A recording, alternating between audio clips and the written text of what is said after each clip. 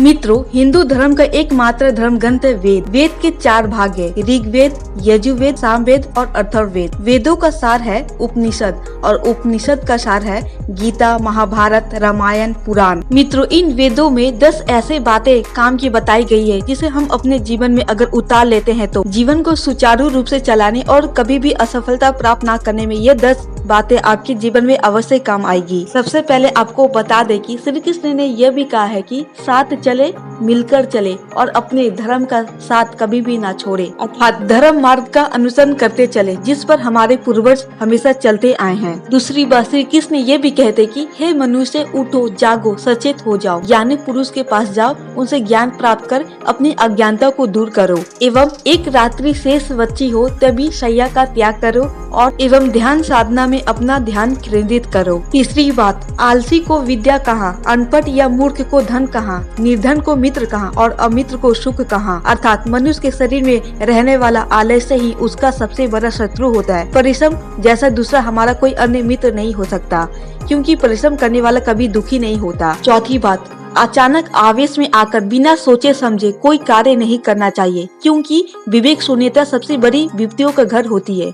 इसके विपरीत जो व्यक्ति सोच समझकर कार्य करता है, गुणों से आकर्षित होने वाली माँ लक्ष्मी स्वयं ही उनका चुनाव कर लेती है। पांचवी बात, श्री कृष्ण कहते हैं कि विद्यार्थी की मित्र विद्या, घर की मित्र पत्नी, मरीजों का मित्र औषधि और मृत्यु के उपरांत मित्र धर्म ही होता है। इसका अर्थ यह है कि जिसने प्रथम अर्थात ब्रह्मचर्य आश्रम में विद्या अर्जित नहीं की, द्वितीय अर्थात गृहस्थ आश्रम में धन अर्जित नहीं किया, तृतीय अर्थात वानप्रस्थ आश्रम में कृति अर्जित नहीं की, वो चतुर्थ अर्थात संन्यास आश्रम में क्या करेगा। छठी बात, शरीर ही सभी धर्मों का कर्तव्यों को पूरा करने वाला साधन है। शरीर को सेहतमंद बनाए रखना जरूरी है, इसी के होने से सभी का होना है। अतः शरीर की रक्षा और उसे निरोगी रखना मनुष्य का सर्वप्रथम कर्तव्य है। पहला सुख निरोगी काया। सातवीं बात, जिसके पास विद्या, तप, ज्ञान, शील, गुण और धर्म में से कुछ नहीं है, वह मनुष्य ऐसा जीवन व्यतीत करते जैसे एक मृग।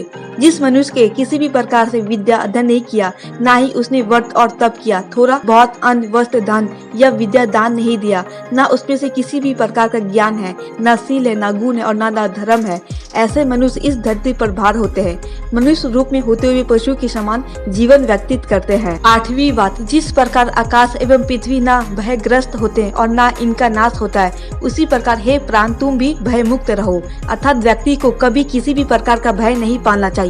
भय से जहाँ शारीरिक रोग उत्पन्न होते हैं, वहीं मानसिक रोग भी जन्मते हैं। डरे हुए व्यक्ति का कभी भी कल्याण नहीं हो सकता और ना ही विकास हो सकता है। डर सिर्फ ईश्वर का रखे। नौवीं बात, भाई भाई में द्वेष ना करे, बहन बहन से द्वेष ना करे, समान गति से एक दूसरे का आदर करे। ऐसा करने से घर में कभी भी अशांति नहीं रहता। इस तरह की भावना रखने से कभी गिरकलय नहीं होता और संयुक्त परिवार में रहकर व्यक्ति शांतिमय रहकर उन्नति भी प्रदान करता है। 10वीं बात, बुद्धि तलवार से अधिक शक्तिशाली है, अर्थात बुद्धि कर्म का अनुसरण करती है।